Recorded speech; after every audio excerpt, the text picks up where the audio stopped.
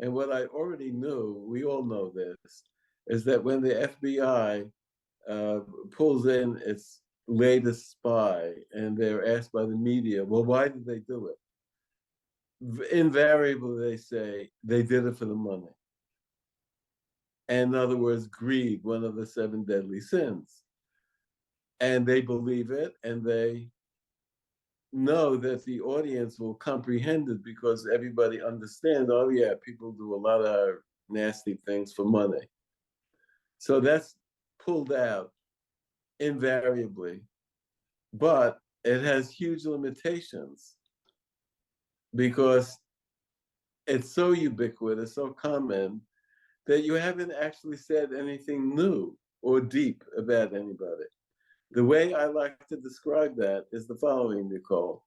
I I made this up, and it's the following. I'm going to ask a question, and I'm going to give you the answer, and I'm going to ask you if you're satisfied with the answer. Here's the question.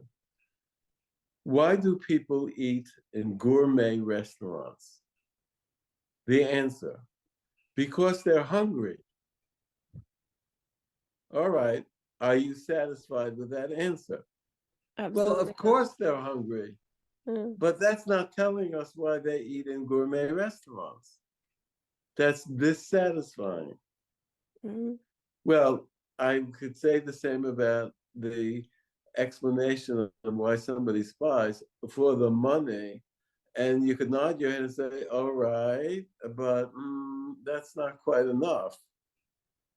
And that's my complaint about reaching for that explanation reflexively without any deeper thought.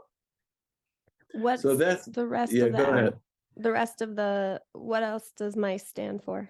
Right. The I stands for ideology.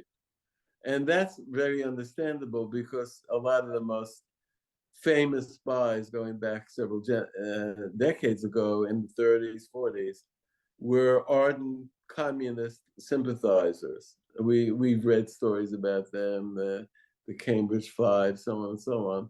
So that was a time when it appears on the surface, anyhow, that people were persuaded by a particular ideology, and that's the reason that they did it. I would say that while that's not entirely wrong with some people, when you scratch that surface layer and dig a little deeper, almost always you find other things in their life